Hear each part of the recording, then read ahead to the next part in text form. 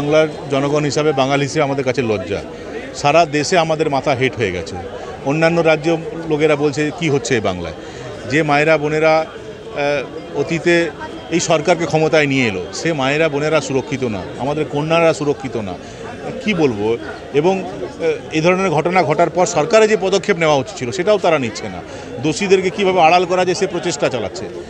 কি বলবো, এটা আমরা ব্যথিত।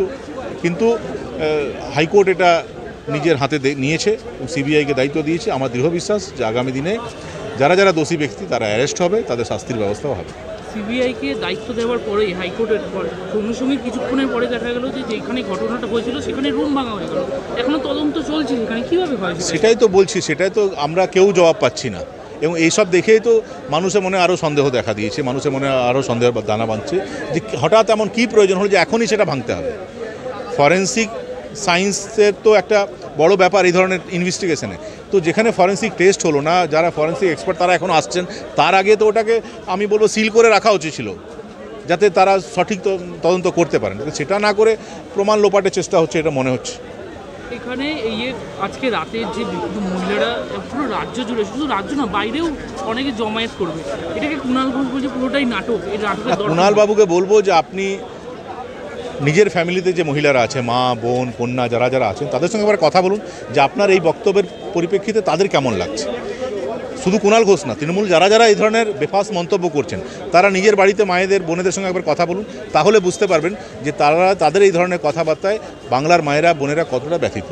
এই পুলিশ তড়িঘড়ি বাড়িটাকে দিয়ে গেল এবং কোথাও, এবং তার পরিবারকেও বলা হলো যে ফোন করে নাকি বলা হয়েছে সে আত্মহত্যা করেছে। এখানে কোথাও একটা মানে হাসপাতালের সাথে সাথে কোথাও পুলিশ জড়িত, কোথাও কোনো কিছু ধামাচাপা। পুলিশ তো দেখুন এখানে আইনে চলে না। পুলিশ তৃণমূল কংগ্রেসের অ্যাটিচিউডের উপর তাদের অ্যাকশন নির্ভর করে। তৃণমূল কংগ্রেস যেটা বলে দেবে পুলিশ সেটাই প্রমাণ করতে ব্যস্ত। তৃণমূল কংগ্রেস যেহেতু বুঝে গেছে তাদের লোকেরা হয়তো এর সঙ্গে যুক্ত আছে, অনেক প্রভাবশালীরা এর সঙ্গে যুক্ত আছে, তাই তাদেরকে সেভ করতে হবে। এবার তৃণমূল কংগ্রেস যে নির্দেশ দিয়েছে সেটা পুলিশ পালন করছে। এখানকার পুলিশ তো আইনের ধার ধারে না, সংবিধানের ধার ধারে না। তৃণমূল কংগ্রেসের নেতাদের ইচ্ছা পূরণই এখানকার পুলিশের একমাত্র লক্ষ্য, সে কাজ তারা করছে। কোনো কিছু কাউকে কি বাঁচানোর চেষ্টা করা মনে তো হচ্ছে, সবটা দেখে তো তাই মনে হচ্ছে। তা না হলে যদি বাঁচানোর চেষ্টা না হতো তাহলে তো ক্লিন হ্যান্ডে সবাই সামনে আসতো, সবাই বলতে হ্যাঁ শাস্তি হওয়া উচিত। তাহলে হঠাৎ ইনভেস্টিগেশনকে ডেভিয়েট করার এই প্রচেষ্টা চলছে কেন? এটা দেখে মনে হচ্ছে নিশ্চয়ই কাউকে বাঁচানোর চেষ্টা হচ্ছে। এবং বারবার পুলিশের কাজকর্ম যখন স্লো, যখন মুখ্যমন্ত্রী বলছে তখনই তার একটা পদক্ষেপ হচ্ছে, তার আগে একটা ধীর গতিতে যেন চলছে। তো সেটাই, এই তো হাইকোর্টও বারবার বলেছে যে এখানে তো আইনের শাসন চলে না, শাসকের আইন চলে। তো পুলিশ আইনের জন্য বসে থাকে না, আইনের ধারা উপধারা কী বলছে সেদিকে নজর রাখে না। শাসক কী বললো তার দিকে তাকিয়ে থাকে, শাসক যেটা বলে সেটা করার চেষ্টা করে। এবং এত বড় ঘটনা হলো আরজি করে, প্রিন্সিপাল যখন পদত্যাগ করলো 4 ঘন্টার মধ্যে আরেকটা কলকাতা শহরের একটা অন্যতম বিশেষ কলেজে, মেডিকেল কলেজে তাকে আবার প্রিন্সিপালে নিয়োগ করলো। কীভাবে? হয়তো এমনও অনেক তথ্য হয়তো উনি জানেন যেটা ফাঁস হয়ে গেলে শাসক দল বিড়ম্বনায় পড়তে পারে, সে কারণে তাকে বাবা বাসা করে রাখা হচ্ছে, তাদেরকে জামাই আদরে রাখার চেষ্টা হচ্ছে।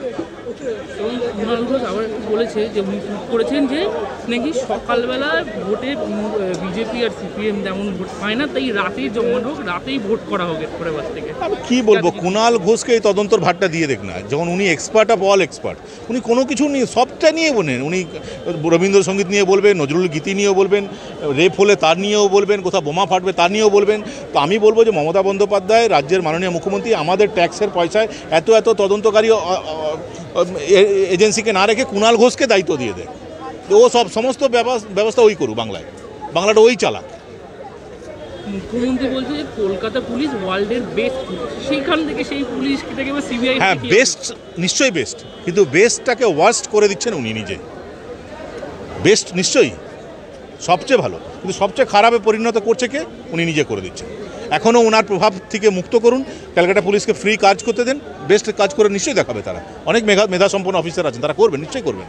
এবং পুলিশ মন্ত্রী, স্বাস্থ্যমন্ত্রী দুজনেই মমতা, দুটোই পদই রাখছে তার কাছে, এবং সেখানে কি তার ব্যর্থতা, বড় ব্যর্থতা এটা? এমন দেখুন, এটা তো ক্লাস 4-এর বাচ্চাও বলছে যে এটা ওনার ব্যর্থতা, এবং নিজের ব্যর্থতা ঢাকা দেওয়ার জন্য এত সব করছেন। এই কাজ যেগুলো করছেন উনি, যে ধরনের মন্তব্য হচ্ছে, যেভাবে পুলিশকে ডেভিয়েট করা হচ্ছে, সবটাই নিজের ব্যর্থতা ঢাকা দেওয়ার জন্য।